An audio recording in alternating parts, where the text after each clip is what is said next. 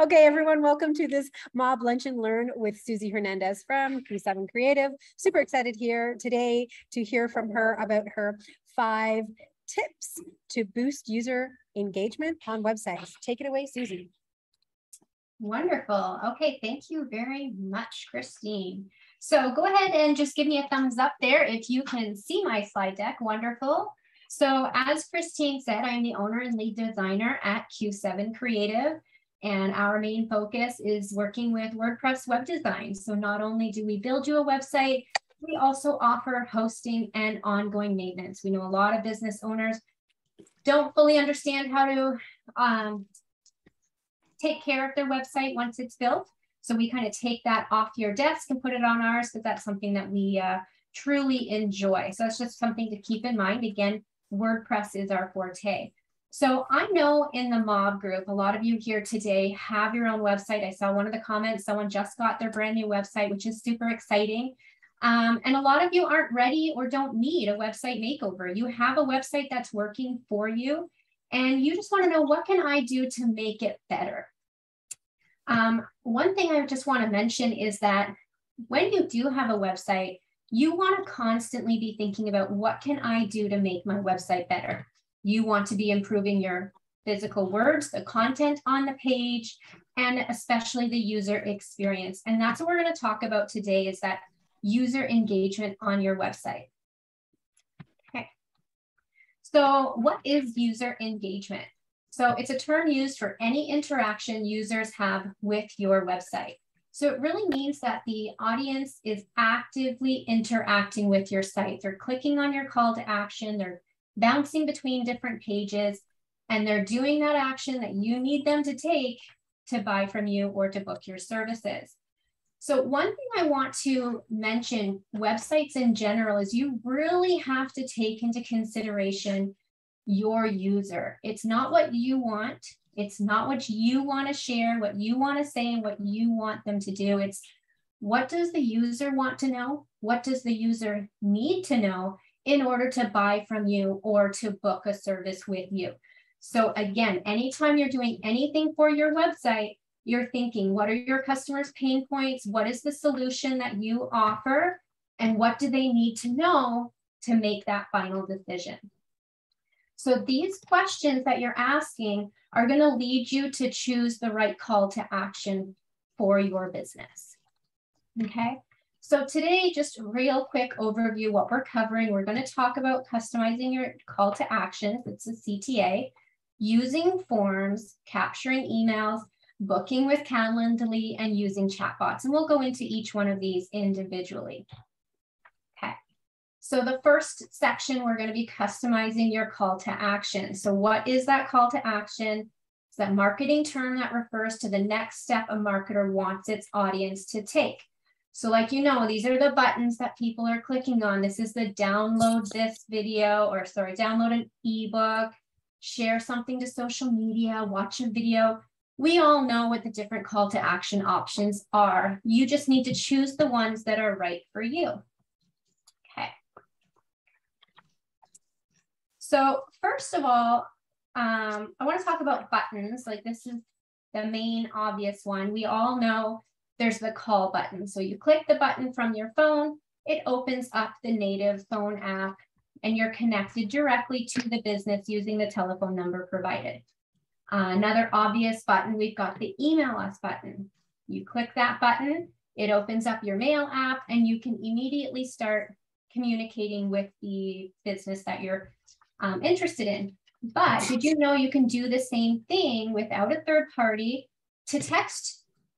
So this is something that my husband uses all the time. And actually, I do use a little bit of CSS to hide it on the desktop, because it will only work from a device that has texting on it, right? So like your mobile phone. But similar to the mail to URL or telephone, it's literally SMS and then the number. So again, super easy and convenient. If you've ever configured a button on your website, you can very easily convert it into a text button. So again, if you look on the bottom left, it's just SMS and then the phone number. that's your link. If you are putting it into an actual standard HTML A tag, if you have to do that manually, again, if you're familiar with that, it would be the href and then the SMS and then the phone number. So again, remember when it comes to buttons, super easy. The button can visit a URL, send an email, call a phone number, or now you can also click and text.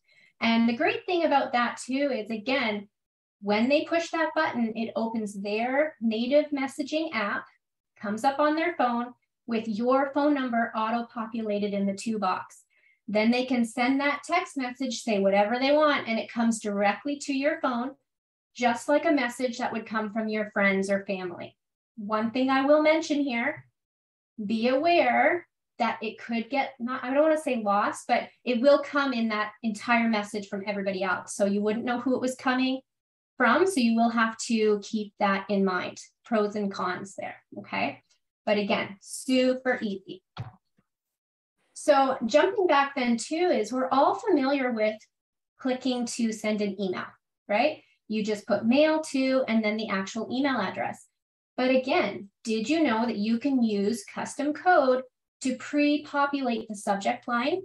You can send the email to another recipient, or you can start out with the actual body of that email pre-populated. So that's a lot of code. That's a lot of gobbledygook. You don't know what that means. No worries. There's a super easy mail to link generator that you can go to. So literally is mailtolinkgenerator.com. And I've got the little screenshot here, right? So if I want it to go to info@Q7 Creative, I can put a CC. I want it to go to my sales team or my admin team, whoever, BCC or a CC. Pre-populate your subject line. Again, you can customize this depending on the sales page that it's on. Put this custom to the service page that it's on. So for me, this would be on my website makeover page. If I have it on my hosting, I can change that subject and it would say hosting inquiry, right? And it would all be pre-populated. The great thing here is that once you press this great big yellow button, the custom code is automatically generated for you. You're literally just copy and pasting that text into the link box on your website, wherever you would normally put that link. So again, you don't have to know any of the code. You just doing a little copy and paste. I do just want to acknowledge, because some people do get confused when they see this code, it's super confusing. And again, you do not have to remember this, but I just want to acknowledge to breaking down this code. So you'll see the first part is the normal mail to and then the email address. And it finishes off with that question mark, which tells the program that's the end of the email. We're moving on to the fields. Okay. The next field we have in this particular instance is the BCC field. Once that's finished, you see the ampersand at the end. And again, that tells the program there's another field coming, okay? Next, you see the subject line, where mine was website makeover inquiry. It does not recognize a space. So what it does is it uses the %20 to designate a space between words. You've probably seen that in URLs and that sort of thing, other places. Just in case you wondered what that was, that designates a space. So again, you see the ampersand at the end, going down to the body. There's the sentence with those spaces denoted by the %20, and that's the end of your code, okay? So again, you do not have to memorize that. You go back to the generator, click the big yellow button, and the code will be created for you. So I just want to remind people that a lot of your clients don't want to pick up the phone. A lot of people prefer texting. So it's a great option to offer. But remember, you can always do both, right? On the previous example, my client does call, text, email. They give all three, and it's up to the user to choose which one is best for them. So you don't have to pick one. You can mix and match these call to actions, whatever best suits your audience and whatever you think they're going to choose, okay? So another very obvious call to action is using forms. We've all been to a website you go to the contact page and you see a form that says name, email, and message. Simple, easy, but not a lot of information that you're getting from your users. So what I like to do is remind my clients that forms can be used for so much more, okay? So one of the ways that I personally use a form is actually when a lead comes in and I need to get some following up information before I determine if this is really the right fit for me, the right client for me. So I'll actually put them back to my website, to a specific landing page that is a pre-qualifying questionnaire. And instead of just being name, email, and message, I can get a lot more specific in the questions that I'm asking them because they're ready to provide more information to me, okay? So again, rather than just that very basic, you can be specific to your business, questions that are unique to what services you offer, but then when that lead comes in or that form comes in, you have a lot more information to work with. So pre-qualifying questionnaires, great idea. Again, if that's something your business could benefit from. So another thing we often do on our website is quotes. So I have a limo company who has this quote request form on their website. And when it comes to limos, you need a lot more information. You need to know how many people, where are they going, when are they going, all of those unique questions. So they specifically have that in their contact form on their website. Get as much information as they can so that when it's time for them to provide that quote or provide that information, they have already got the details that they need. So again, remember with your forms, you want to be much more specific. Another client of mine is a recruiter. And so she's actually using her forms to accept job applications. So in this particular case, not a lot of field options, but she also has an upload file. So you can upload your resume, upload your cover letter, and she can gather all of these fields, all of this information, again, through her website. So she doesn't have to be on the phone with people. She can gather all that information in one place.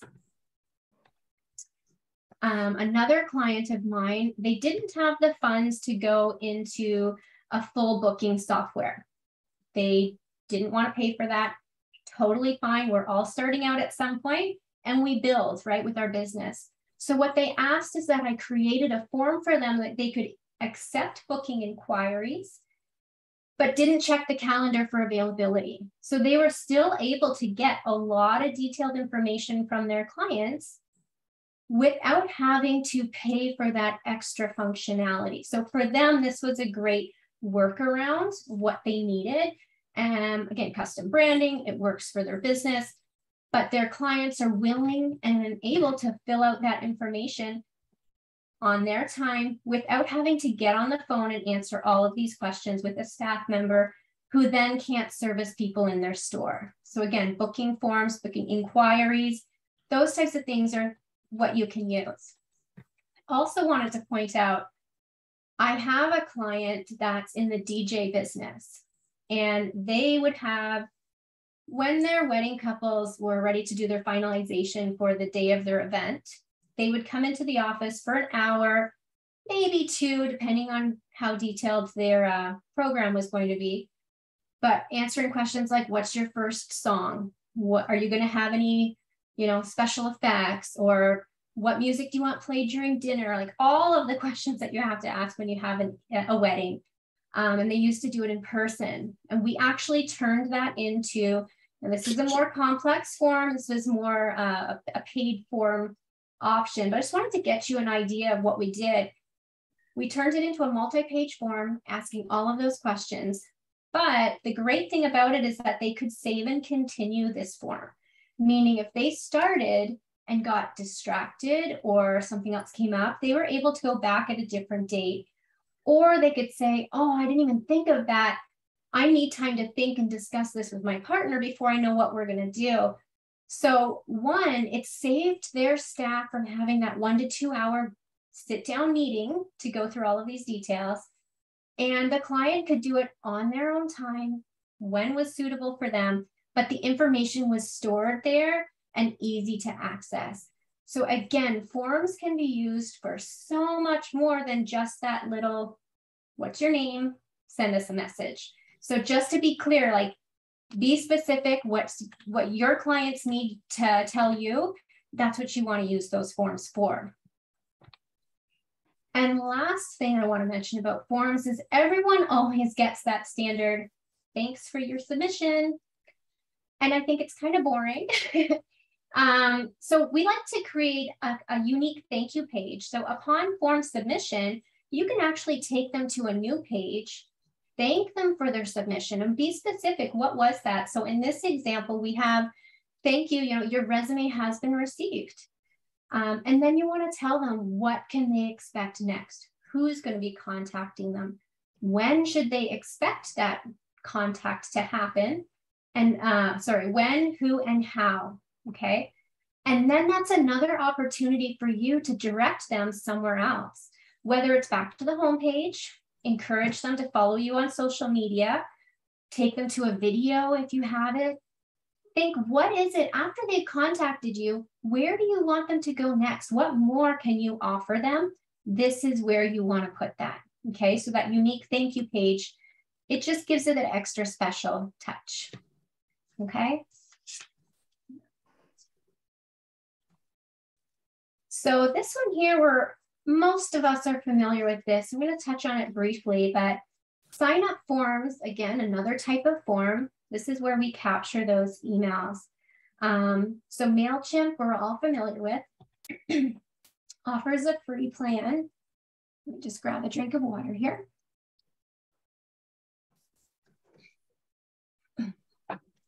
So with the free plan, excuse me, this is based on the number of emails that you're sending and how many people you have in your email list.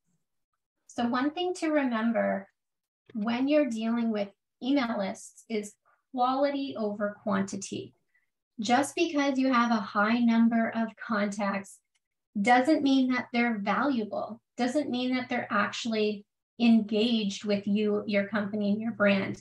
So you want to make sure that you have quality leads and you keep your quality leads. But when you are using sign-up forms, a lot of us just use the generic sign up for my newsletter, which is kind of meh. It's not exciting. It doesn't tell them why. And so just to remember that when you are using sign-up forms, offer an incentive, give them a reason of why they would want to sign up with you. So a couple examples that we have here is you can join our join the club, join the email newsletter to get special discounts. So if that's something that you periodically offer for your clients, be upfront with that and say, if you want into that special list, that's a great reason to sign up for our newsletter. Another opportunity we had is a client that was just starting out and they weren't open yet. And they said, be in the know, sign up to find out when we're opening, when we're having special events, when we're having sales, and they want to get that information first. You definitely want to sign up for our newsletter. What I'll say there is, be sure if you're going to say that they're going to be the first to know, make sure that that email goes out first before you share it to your social media. So that is an exclusive club that is getting that information. And also when you are following up with your clients, make it something that is worthwhile for them. Don't send an email just because you said you're going to send an email once a month. Make sure it's something that they want to know about, something that gives them value so that they'll stay with you and stay engaged. Okay. So the next one here is more for anyone who schedules online meetings with their clients. So a lot of service-based businesses would be interested in this one. So I know for my company, especially with COVID and everybody moving online, a lot of my initial consultations happen online, just like this in a Zoom meeting. And with Calendly, you can have your clients book your calendar directly, okay? So what you'll do is with Calendly, you get to tell them what day and time you want to be available. And with their free plan, you can sync with one of your calendars. So it knows if I have an appointment on Tuesday and I'm going to the doctor, but I said I was available on Tuesday, it sees that I have an event already and that blocks it off, right? So when your clients see your calendar, they can book a time that works for them based on your availability. And when that booking happens, it's automatically added to your calendar and theirs if they choose on the when they confirm. And the great thing I love about Calendly is it integrates with Zoom, which is what I use, but also with Microsoft Teams and GoTo meetings. So whichever program you're using to run your online meetings, you'll get the confirmation email that the booking has happened, and it automatically generates that meeting link for you. So realistically, you get that email, it says, hey, you know, Janice booked a meeting with you, and here's the link, here's the date, here's the time. Janice then is the recipient. She gets an email and it says, you know, yes, confirm, here's the meeting date and time, here's the link, but also it gives her a link to reschedule or cancel as well. So this saves you a lot of back and forth with your emails. When are you available? Oh, I can't do Tuesdays. I need this. And they can book direct on your calendar. And again, if something comes up and they need to reschedule, they don't have to call me. They can just go back to my calendar, reschedule, and everything is taken care of. That first meeting gets canceled. The new one gets generated. It's up in my calendar. Sigh of relief. I don't have to be going out of my way again, back and forth with emails and my clients just to get them on my calendar. And this has saved me so much time. Again, so with the Calendly, it also integrates with so many different things.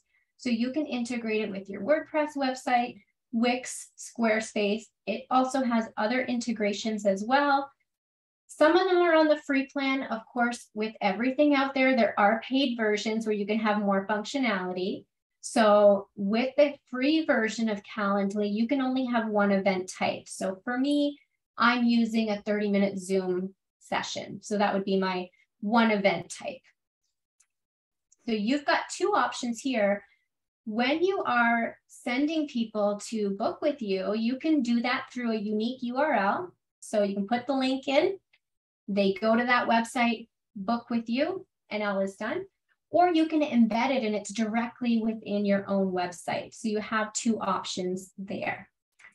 And again, when I did mention you have one event type, you can do one-off meetings. So let's say my standard meeting is a half hour, and that's what everybody books on my calendar.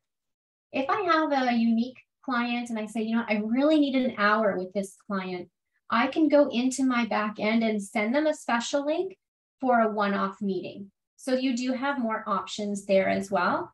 But again, like I said, it just goes with, saves time. You don't have to do that back and forth. It's done. So I really, really love this one for service-based businesses. Okay. Sorry, I'm going kind of quickly here. So I will say, if you have questions, we will answer them a little later though. So keep that in mind. So my last one here is getting started with Tidio. Okay, so this is where we get into more online chatting. So before we kind of talked about having a button to click and text, right? Where it goes directly to your phone and it's mixed in with all of your personal conversations. The great thing about using Tidio and their live chat or chat bots is that it has its own dedicated messaging platform, I'll say. So again, just to acknowledge, there is a free plan with Tidio. The only limiting factor here is the number of conversations that you can have. So again, great for people who are just starting out, who don't have a ton of traffic, but they want to utilize the live chat or the chat bot. This is a great way to get started. So just to explain the difference, so when you go to a website, you just click in ahead here. You go to the website and you see on the bottom right-hand corner that little chat bot wizard widget area. which you can click in. And there's two ways to use these. So one would be the live chat, meaning as soon as they start typing in that box, it's going to come to you as a chat or as a text or whatever you want to call it. And they can say whatever they want, right? It's a live chat window. With Tidio, you can either use their desktop app or their mobile app. And like I said, all of these conversations will be held within that app, whichever one you choose to use, right? So it'll be completely separate from your personal texting that you have with your phone, right? Great cleaner if you want it done that way. So again, live chat, they can ask whatever they want. If you want to build a chat bot, that's where it's more of a predetermined conversation where the user can interact with questions that you've pre-selected, and you get to decide the answer based on what they ask. So in this particular example, you have your welcome message, welcome to our store. What can we help you with today? And then you've given them pre-selection options. So shipping, tracking, returns, ordering. They choose one of those, and depending on what they choose, the next question will appear. So in this case, they chose shipping. And then we ask, what would you like to know? What are your shipping rates? Where do you ship to? In this case, they chose, where do you ship to? And then again, it's got a predetermined answer. We ship to all locations in the United States and Canada, blah, blah, blah. So a chat bot, again, is predetermined questions or comments that the user can interact with. This is a great way to have your frequently asked questions presented, to have that intimate conversation atmosphere without you actually physically being there on the other end of the chat. Great thing about Tidio as well, if you are doing the live chat, you can put in your hours of when you're available, and you can have predetermined offline messages as well. So lots of options with that. The other thing is when you are making your own chatbot, sounds like it'd be super overwhelming, but they've made it very, very simple with their visual builder, right? So they have their own chatbot builder. You don't need to know any coding. It's literally just drag and drop with their predetermined boxes, right? So this is a quick example of what the back end would look like, okay? But just to show you here, you have so many things to choose from. So you've got different actions, triggers, and conditions. So you can tell the chatbot to appear only on certain pages of your website. You could tell it to only appear when they're going to leave your website. So there's different actions that can be taken that can make the chatbot appear, or it could always appear. And then once you go through with your predetermined questions, like why are you here today? You can give them a selection of buttons to choose from. And then based on that answer, you go into the next box. Like it's a if this, then that type situation until you get to the end of that chatbot. At any time, you can ask them, do you want to go back into the live chat? And then they can communicate with you live instead of with the chatbot. So you've got so many options with your chatbot here. But again, that's predetermined by you, how you want that conversation to go based on your experiences and the questions that you know your users are going to be asking you. Okay. All right. So again, with the free plan, you get 50 live chat interactions with 50 unique visitors, and I think 100 unique visitors for the chatbot. So keep those things in mind. And it also integrates with WordPress, Squarespace, Wix, and Shopify. So again, it's just some custom coding that we need to add to your website. But again, simple integrations, and then you're into the back end with Tidio, making that chatbot managing your interactions. So realistically, we have these amazing different call to actions that you can offer on your website. The main thing that you need to decide is thinking about your users, thinking about what information they need to know from you in order to buy from you or book a service with you. Which call to action is best suited for your website? The great thing here is you don't have to pick one. You can have many different call to actions depending on the page they're on, depending on what part of the journey they're on, and you're going to be redirecting them to whichever action you want them to take.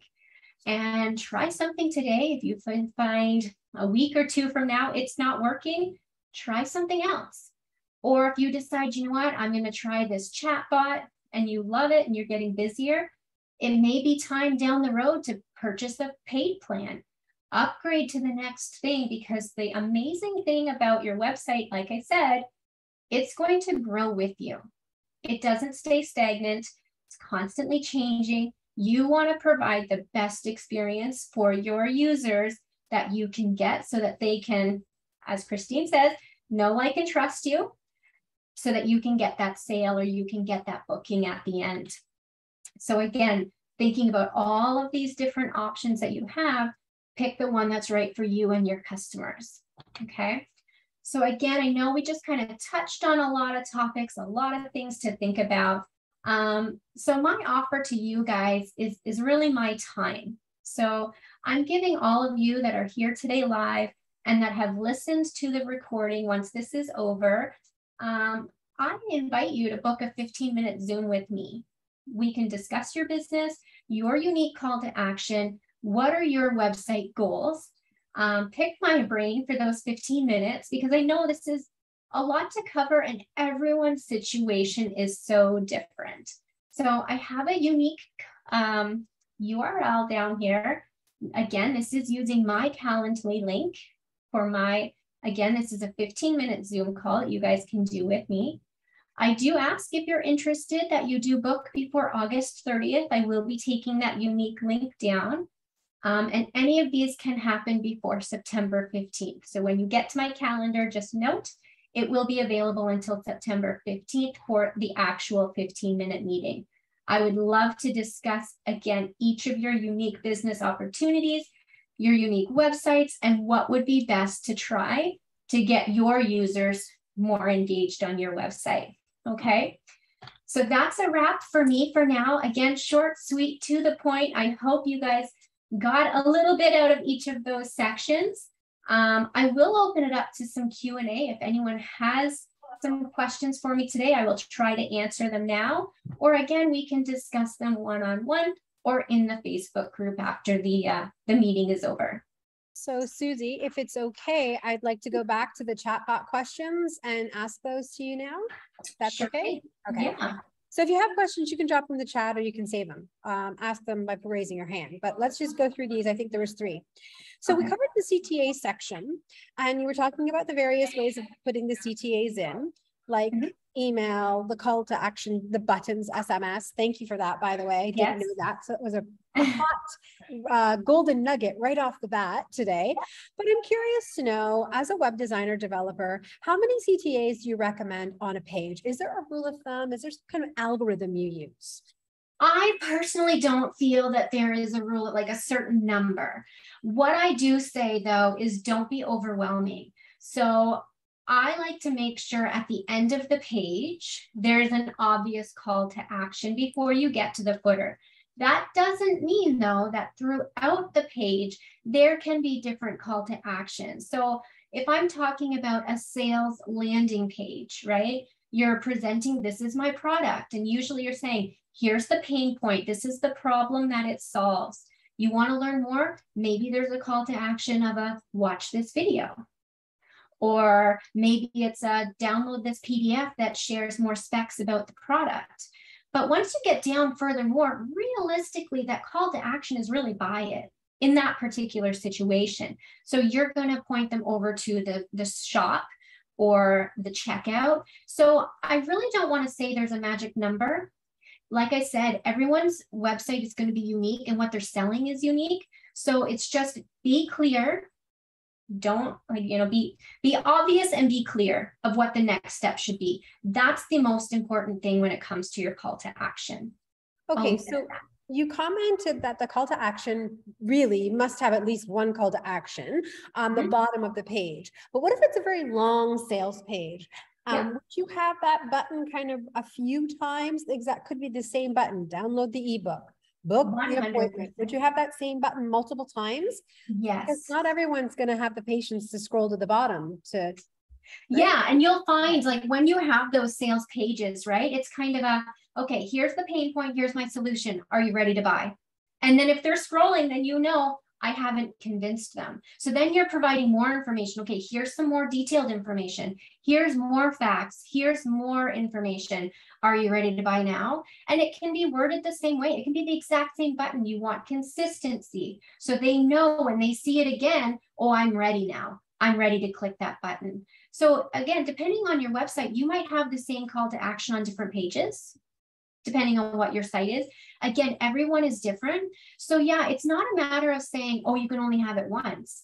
What you want to make sure is that when they're ready to take action, they know what action to take and it's available. The last thing you want is someone on your website going, oh, now, well, how do I contact them? What do I do now? What do I do now? And it's sad, but if you don't think of it that way, I've been to so many websites, it's like, well, now what? I know. Right? I totally agree. The same thing with social media. It's like, I always tell my clients, what's your call to action? What are you telling them to do? So if you don't tell them to do something, guess what they do? Nothing. Nothing. 100%. Okay. Yeah. Thanks for that. So the next question is with regard to forms. You showed us some really great forms. You talked about, complex forms that your company builds. I'm wondering, the forms that you showed us, were those forms created in WordPress? Were they third-party apps? If we're not third-party, if we're not WordPress experts, but we want to do our own forms, do you have any recommendations? Okay, great questions. Yeah, so there are so many form plugins out there, and it doesn't matter who you ask, everyone has their favorite, and it's probably something different, okay? For my clients, because I do a lot of websites, I love Gravity Forms, and it can do a basic form, and it can be that crazy complex form, okay? Now, when I'm saying use forms on your website, you can do that with a free form plugin. There's so much that you can do with those. All of the forms I showed you today were built in WordPress, and we're done with Gravity Forms, but majority of them could have been built with any form generator, okay? Okay, so Gravity Forms is a WordPress plugin, and it creates that beautiful form right there on the page. But somebody who doesn't have that plugin, they could use, like I use Google Forms, and I know there's Jot Forms and there's Monkey Survey. Those work? Okay. Yeah, I mean, what I want to put across when it comes to using forms, my main message is, this is my personal opinion, stop putting name, email, message. Ask them what you want to know. If you need more information, ask them. It doesn't have to be 10 boxes, but be a little more specific, because I know sometimes when we go to fill out those forms, I'm interested, but I don't know what to tell you. What do I say? I'm interested, call me. So I really think forms should be more asking leading questions, because we as business owners have questions that we need answered in order to provide a quote, in order to know if you're the right client for me. I don't work with everybody. You guys don't work with everybody. There's certain things you need to know. Ask the question, right? And if they're not going to fill out that form, they're not ready to book with you, then you need to provide more information on your website, right? You're not done selling. You need more information. Awesome. Okay, thank you. The last question here in the chat box before we open it up to the rest of the ladies is with regard to the Tidio, do you know how it compares to ManyChat, just out of curiosity? And maybe ManyChat isn't even around anymore, but I attempted to do a chatbot years ago, and then like everything, it just stayed on my to-do list forever. And I'm like, okay, it's got to come off. Right. I'm not familiar with that particular one. I know I have worked with, I think it's called Conversio, or I may not be pronouncing that right. I have done a chatbot with another company as well, and it was a paid version. So it's the one thing I like about Tidio is it does have that free plan for people who are just starting out. But you can still create that customized chatbot. So it really comes down to, in that particular case, the number of users you really think are going to be using your chatbot, then you may need to go to a paid or premium version. But I think a lot of them are very similar in the sense of you start with a question and then you lead them through a conversation and they choose which avenue they want to go. So it's amazing opportunity. The one thing that I will say is difficult is taking them through the journey, not missing anything. And it takes a lot of thought process to get that chatbot done properly. But once it's done, it's amazing. It's like Six Sigma. Remember the process flow charts? If that, then this, and if that, then that. Okay. Yes. Yeah. Awesome. I have another piggyback on that for 1 second. Sure. So my one of my websites has it is connected to Facebook. Yes. As its chat, as a messenger. But I don't know, does Facebook do this whole conversation thing? Do you know? That I don't know. Okay. I don't believe so, but don't quote me on that because Facebook is not my forte. Oh, and it's always changing too. It is. And and the great thing too is, so whenever you guys are looking at any sort of third party, whether it's free or paid, I always like to say, what integrations does it have? Because the amazing thing about technology nowadays, so many things integrate with each other. And you have so many opportunities to connect HubSpot with this, that, and the other thing, or, connect your WordPress website with this, so just check out integrations and see what works together, and you build that solution that's unique to you. Because like I said, every woman here today has a business that's different, and what works for Christine might not work for me. What works for Janice might not work for Carolyn. And, you have to find what works for you and keep trying until you get there. And it's okay to say, I tried this and I'm not getting a lot of responses. I'm going to try something else. That's what we do in business. That's how we grow. That's how we better ourselves as people and as our business. So don't be afraid to try something new. As my husband says, the worst that can happen is it doesn't work and you pivot, right? You try something else and you've learned that doesn't work for me. You've still grown. So don't be afraid to fail. I'm still learning that one. Yeah. All right. So let's open it up to questions, ladies.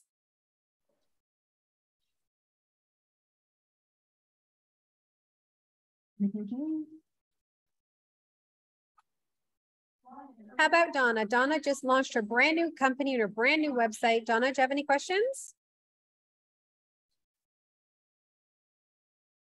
I have a lot. I need like my own session. So I had somebody do my website for me. I tried to do it myself, but it was beyond my time frame that I could learn it. Yeah. So I've had somebody do it all for me. So hearing all this is kind of thinking like, I don't even know how to go in to do any of these things, but I'm going to re-listen to it many times. Right. And you know what the great thing here too is, like I said at the beginning, is really think about your user and what is the purpose when they come to your website?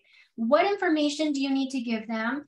And as we said, what is it that you need them or want them to do to know that that was a successful website visit? What action do they need to take? And sometimes as new business owners, we forget that's really the most important thing when it comes to our website. Yes, we need to say, I do this and I do that, but we need them to take action. So now that you've got your website, the only thing to do now is make it better, right? And so once you've gone through this and you say, I want to try this, pick up the phone, call your web designer, whoever built it for you, and say, hey, can we try this? Can we try that? And you want to keep that relationship open so you're constantly making a better website. So that would be my advice to anyone who's starting out. Mm-hmm. Carolyn just shared that she said, I find there are some sites. Sorry, can you read the chat box, Suzie? Let me go back and, oh, here it is. Sorry, I'm going to stop the share so I can be in my normal screen. Okay.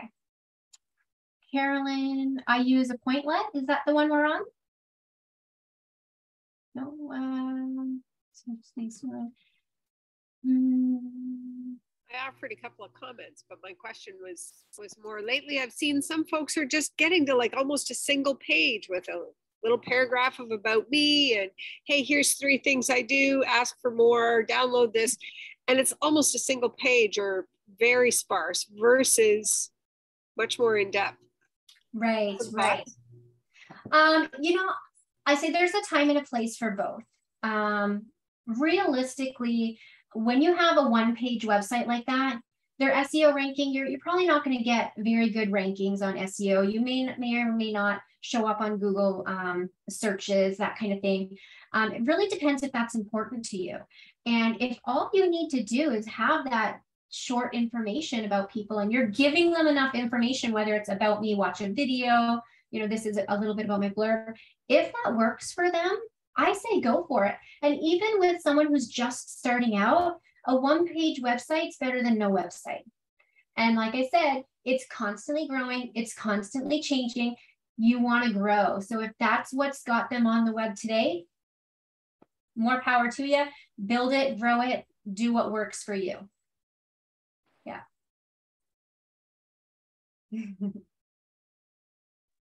Okay, ladies, does anyone else have any questions, comments, thoughts, inquiries? Great job, Suzie. Good. Great overview. Wonderful. I'm excited to know that I am using some of these things, but definitely there's so much I can do to optimize the user experience. That's for sure. Right. Yeah, definitely. Okay. One person asked Suzie if they could have the PDF of the slide deck. Is that possible? Yes, 100%. I will send that to you and then you can share as needed. Perfect. I'm going to render this video once it stops recording, and then I'll upload it onto YouTube so it's easy to send and share. And then the PDF I'll include in the email reply as well. That would be wonderful. Wonderful. All right. Thanks so much, everyone. Great session. Oh my gosh, 1:22. We still have time to, 8 minutes. You've got free time. Grab a cookie or a snack, okay? Before we go, can we get a group photo? Of course. So if you want to come on screen, that would be so lovely, and give us a nice big smile.